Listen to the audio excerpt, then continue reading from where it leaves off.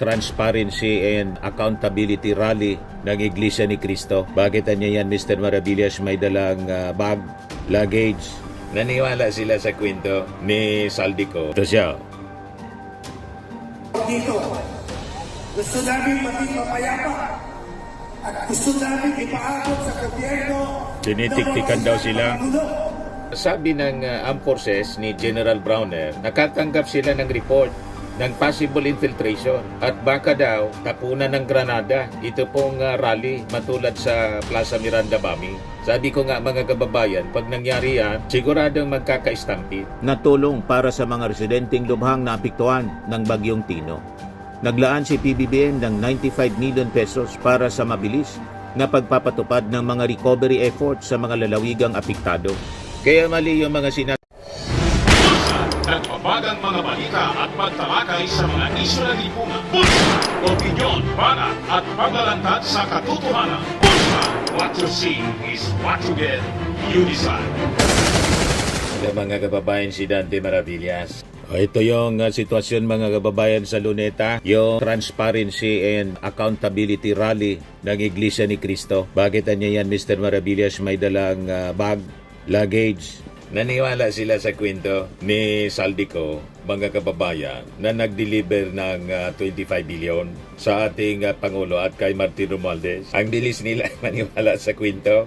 Ito sila ngayon as reported by Philippine Daily Inquirer. Sa Quirino Grandstand, sabi rito, an estimated of 18,000 people had gathered at the Quirino Grandstand as of 9 a.m. for the opening of the Iglesia ni Cristo's 3-day rally for transparency and a better democracy. Pero ayaw maniwala ng mga tao. Sabi ni Albert Laguerta, ha, 18K na ba yan? Galing ng estimate nyo Parang masyadong kinargahan. Maaga pa naman, tingnan natin mamaya mga kababayan kung dumami pa. Yan ito siya. Dito, gusto namin maging mapayapa at gusto namin ipaabot sa gobyerno. Tinitiktikan daw sila. Malinaw yan, mga kasamang pulis. Pag hindi nyo ginawa, wala kaming kasalanan. Kayo ng gulo, hindi kami.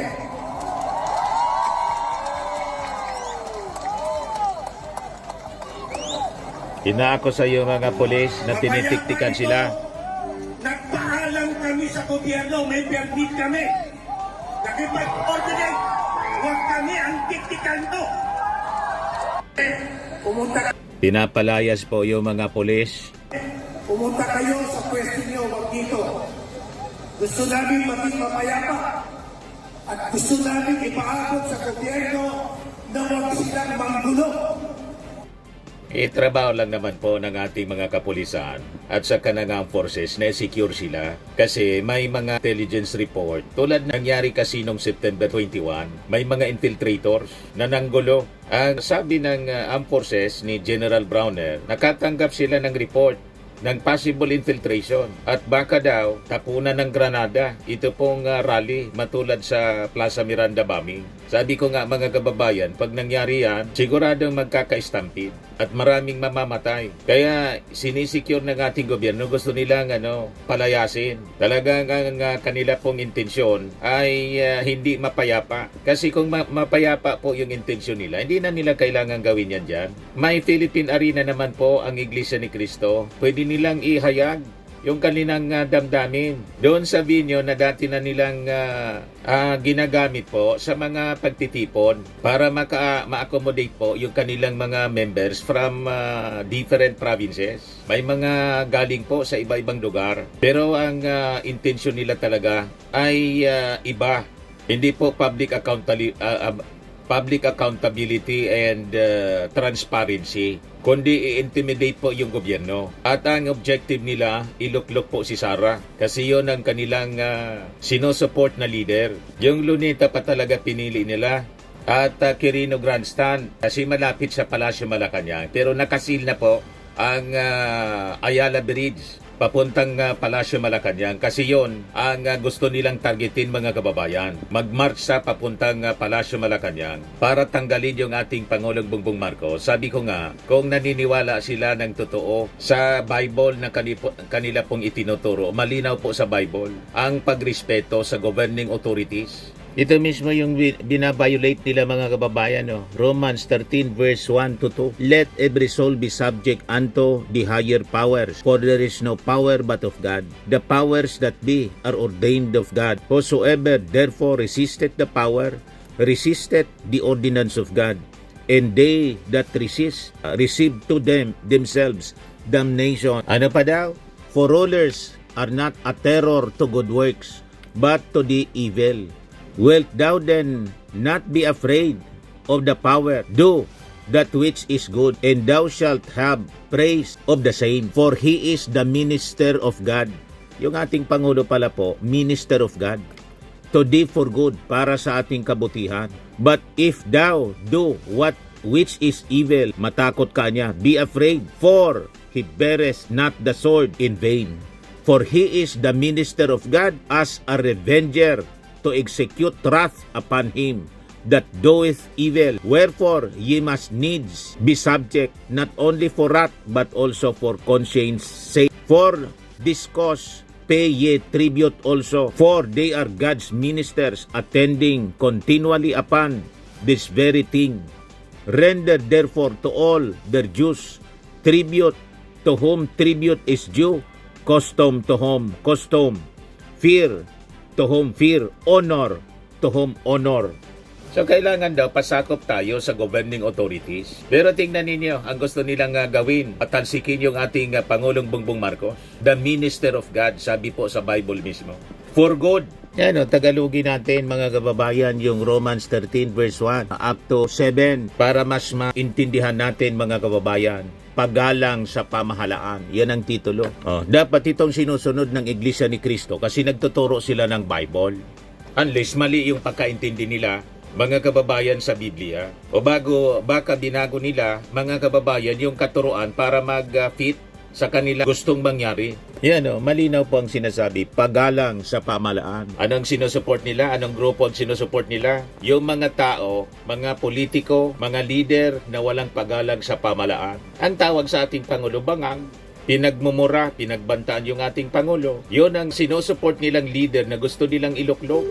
So, masyadong kontra sa tinuturo mismo ng Bible. Ang kanilang mga pinagagawa, mga kababayan.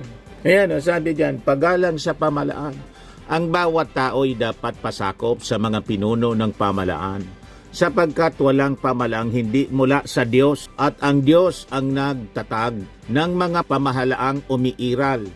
Kaya nga ang lumalaban sa pamahalaan ay lumalaban sa itinilaga ng Diyos, at sila'y nararapat sa parusa. So dapat pala sila umarap sa parusa, mga kababayan. Sigurado sila paparusahan ng ating Panginoon sa kanilang ginagawa. They're pushing people. Ginagatungan nila yung mga tao to rebel against governing authorities. Isabi ko nga sa inyo po paulit-ulit mga kababayan, pag ikaw nandun sa pagtutulak sa mga tao to rebel against governing authorities, ang ibig sabihin yan, ang inspirasyon mo hindi Diyos, kundi ang diablo. Kasi po ang diablo ang unang nagrebel against God, si Satanas mismo. You see, yan ang malinaw po. So dapat pala humarap sila sa parusa.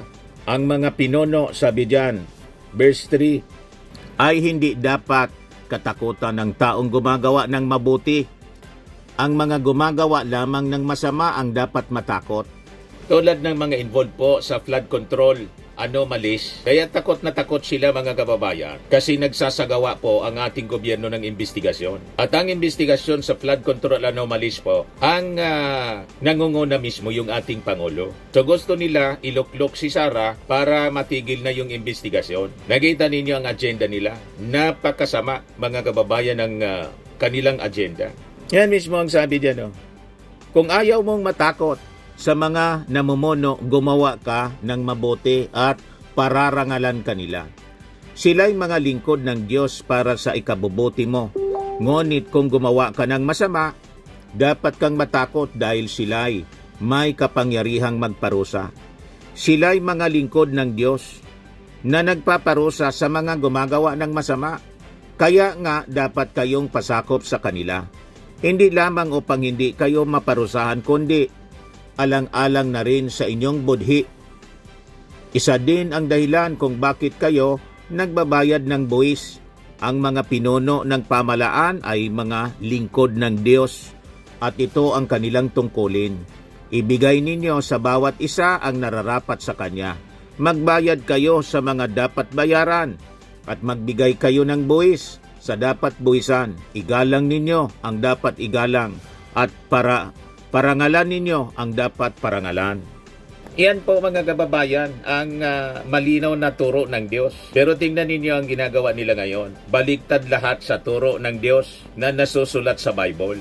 Nakita ninyo mga kababayan, tingnan ninyo yung ating Pangulong Bongbong Marcos. Despite sa mga ginagawa nila na destabilization, focus pa rin siya sa pagtrabaho.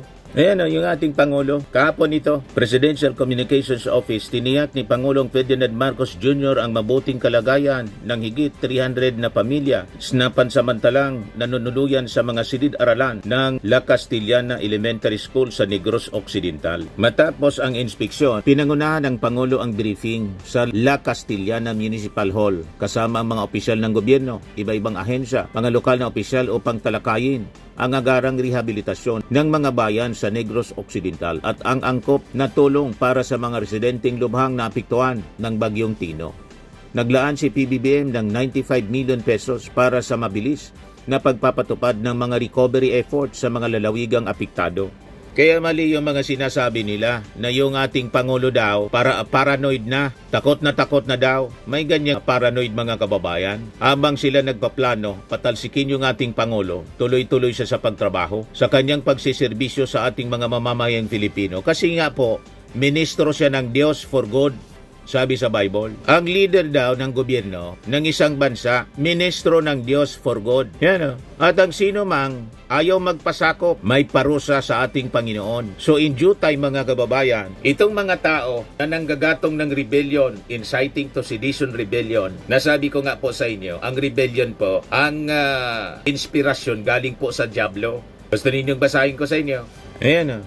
The idea that rebellion is of the devil comes from the Bible, particularly from the prophet Samuel's words to King Saul in 1 Samuel 15:23, which states, "For rebellion is as the sin of witchcraft, and stubbornness is an iniquity and idolatry." Ano sabi diyan? This verse and others associate rebellion with sin. Isang kasalanan po ang rebellion, a rejection of divine authority, and the opposition that began with Satan and his followers in heaven. Ano sabi diyan? Rebellion in heaven. The concept of rebellion is linked to Satan's initial rebellion against God, which led to his downfall. Rebellion on earth, the biblical narrative continues to describe how rebellion against God's appointed authorities is seen as rebellion against God himself. Examples are given of rebellion against parents, employers in government. Rebellion as a spirit. Some interpretations view rebellion not just as a choice, but as a spirit that can influence people to act against their own best interest or God's will. Kita ninyo? Kaya yung nanggagatong pong rebellion, sedition tulad po ng ginagawa ngayon, si Congress Mio. Tama lang mga kababayan na finailan yon ng CIDG, PNP-CIDG ng inciting to sedition rebellion. Kasi yun naman talaga po ang kanyang ginagawa. Ano daw ang inspirasyon ng rebellion? Ang inspirasyon galing mismo sa Diablo. Kaya ito mga kababayan na gusto na magtanggal sa ating Pangulong Bongbong Marcos, ang inspirasyon po nila galing sa Diablo. Madaling sabi, hindi ako mismo ang nagsabi niyan, mismo ang sinasabi mga kababayan sa Bible. Ayan o, rebellion on earth, the biblical narrative continues to describe how rebellion against God's appointed authorities is seen as rebellion against God himself. Examples are given of rebellion against parents, yung mga rebelde sa magulang, rebelde sa kanilang mga amo at sa gobyerno mismo. Kasi nga po, ang rebellion, ang inspirasyon galing mismo kay Satanas. Si Satanas mismo ang unang nag-rebel against God. At ang governing authorities, God's minister po siya. Ang ibig sabihin, hindi aksidente ng ating Pangulo naging presidente. Hinayaan ng Diyos na siya ang mapili bilang ating leader na dapat nating nire-respeto. Hindi yung tinatawag-tawag ninyong bangag, ngiwi. Di ba? Malinaw po, ang mga gumagawa ng ganyan, ang inspirasyon galing sa Diablo at ito ngayon ang nangyayari right now. Pagkatapos, gusto nilang mag-people power in the guise of asking the government, demanding for transparency and accountability. Pero ang panawagan nila, Marcos resign. At pag nakaipon sila ng enough numbers of people, lulusob sila sa Palasyo Malacanang to force the president to step down. Yun po mga kababayan yung kanilang intensyon. Huwag tayong paguguyo sa kanila mga kababayan. Kasi kung totoo na accountability, transparency ang gusto nila, dapat unahin muna nila yung transparency sa kanilang ranks. Di ba po? Hindi pwede silang mag-demand ng transparency kung mismo mga miyembro nila may bahid na kasinungalingan at katiwalian. Tama po. Ano yung halimbawa natin mga kababayan? Si Marcoleta mismo. Member nila si Marcoleta na siguradong pupunta doon at magsasalita sa ANC rally. Hindi man po siya naging transparent sa kanyang sose. Yung kanyang statement of contributions and expenditure, inamin niya mismo. Hindi niya idiniklara kung sino yung kanyang mga campaign donors. You see? Yan ba yung transparency? Ngayon si Marcoleta, member nila, Iglesia ni Cristo. Based sa Bilyonaryo report, Marcoleta faces questions over 112 million campaign spending despite 51.9 million net worth. Sa salin niya, 51.9 million na-declare niya. Pero gumastos siya ng 112 million pesos nung eleksyon. Rodante claimed to have no donors for his 2025 Senate run and funded his campaign entirely by himself. Yet, he declared a net worth of only 52 million pesos when he reportedly spent 112 million in his campaign based sa kanyang sose.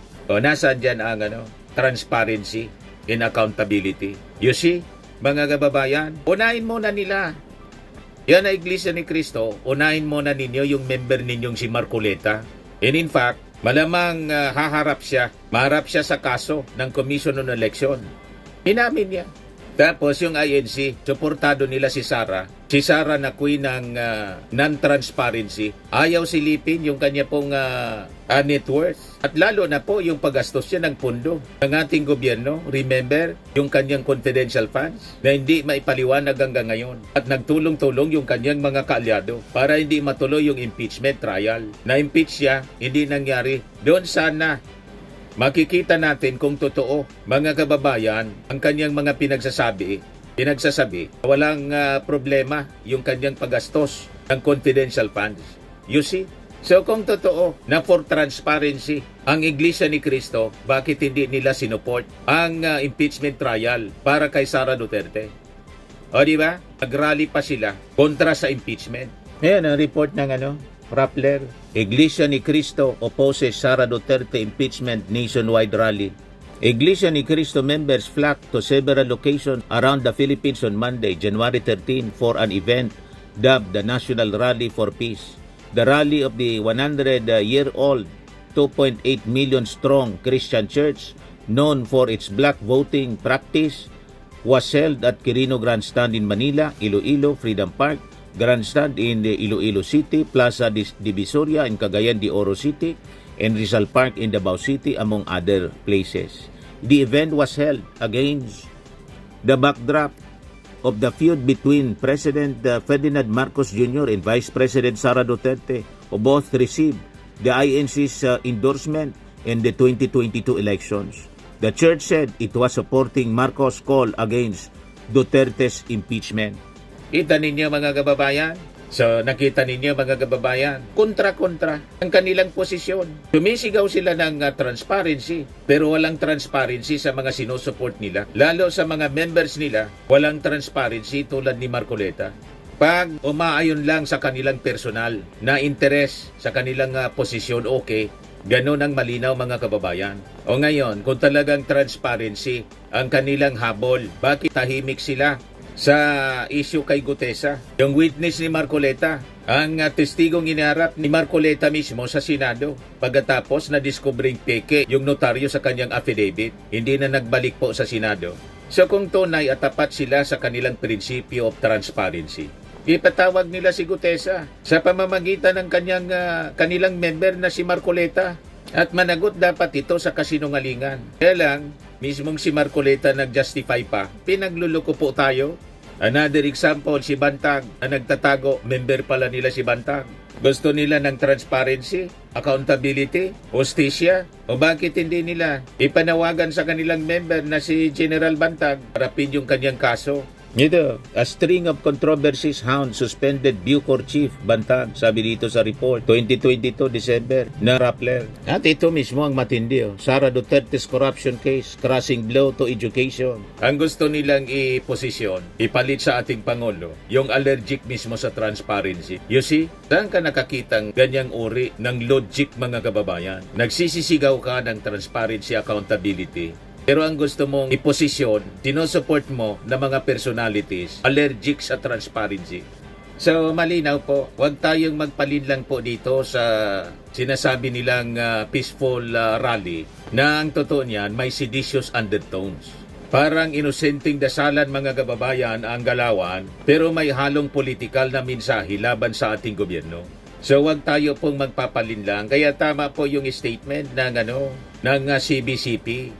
Yan, CBCP warns against political exploitation ahead of big rallies. Leaders of the Roman Catholic Church cautioned over the weekend against attempts to exploit political issues in the post for extra-constitutional means in solving the country's problem, particularly the alleged systematic corruption in government budget allocation in public works. In separate statements on Saturday, a day before the planned 3-day rallies in Manila and Quezon City by two separate groups, the Catholic Bishops' Conference of the Philippines in the Archdiocese of Manila also called for truth, justice, and due process to be upheld.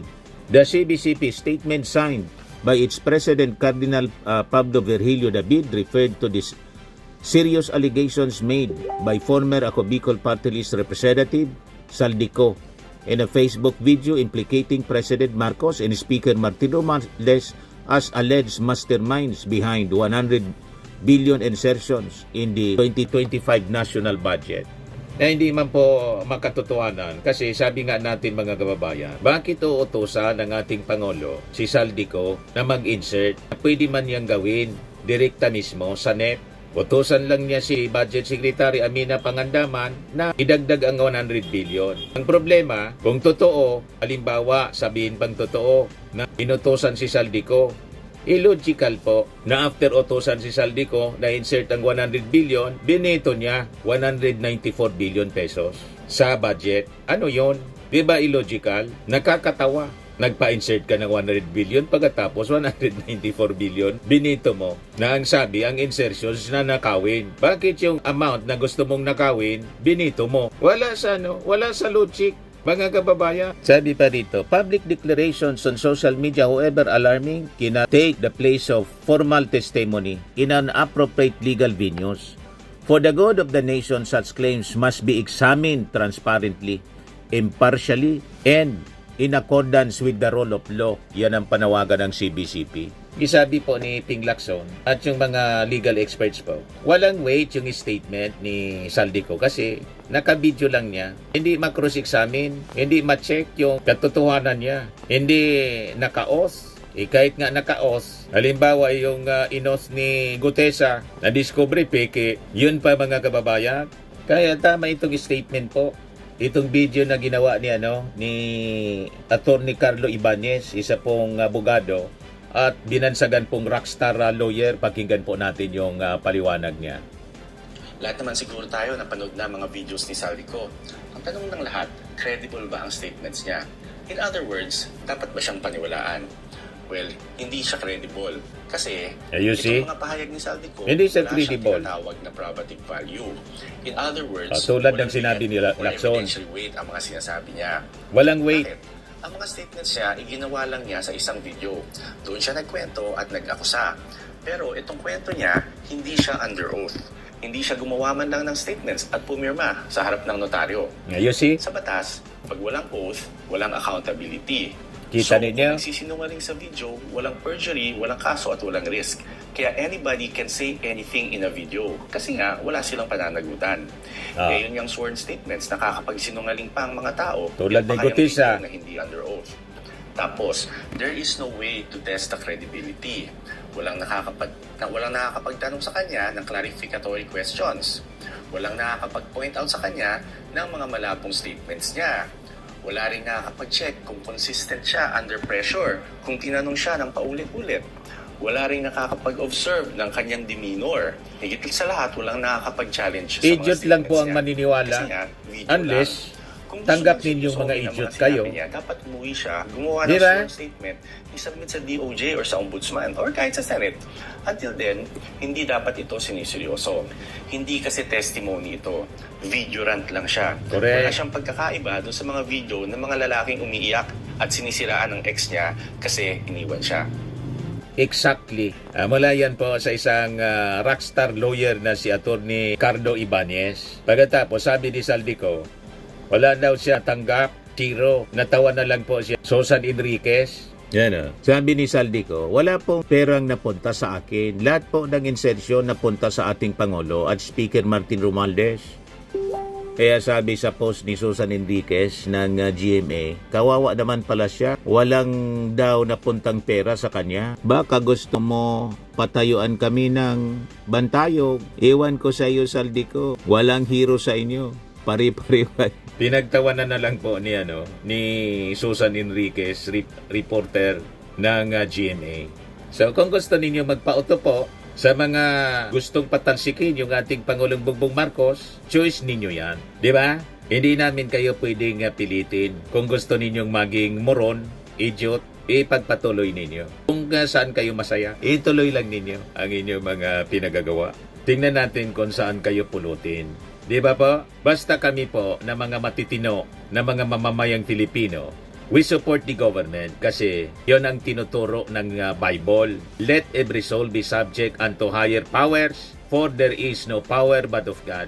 The powers that be are ordained by God. Whosoever resisted the power, resisted the ordinance of God. Yan ang totoong turo ng Bible. Hindi man po sinusunod ang mga sikta ng relihiyon.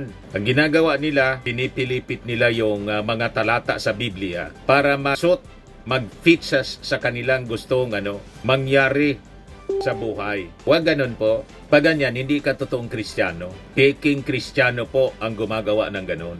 Napakalinaw ang turo sa Roma 13. Ang bawat tao'y dapat pasakop sa mga pinuno ng pamalaan sapagkat walang pamalaang hindi mula sa Diyos at ang Diyos ang nagtatag ng mga pamalaang umiiral. Kaya nga ang lumalaban sa pamalaan ay lumalaban sa itinalaga ng Diyos at sila'y nararapat sa parusa. Ang mga pinuno ay hindi dapat katakutan ng taong gumagawa ng mabuti. Ang mga gumagawa lamang ng masama ang dapat matakot. Kung ayaw mong matakot sa mga namumuno, gumawa ka ng mabuti. Pararangalan ka nila. Sila'y mga lingkod ng Diyos para sa ikabubuti mo. Ngunit kung gumagawa ka ng masama, dapat kang matakot dahil sila'y may kapangyarihang magparusa. Sila'y mga lingkod ng Diyos na nagpaparusa sa mga gumagawa ng masama. Kaya nga dapat kayong pasakop sa kanila. Hindi lamang upang hindi kayo maparusahan, kundi alang-alang na rin sa inyong budhi.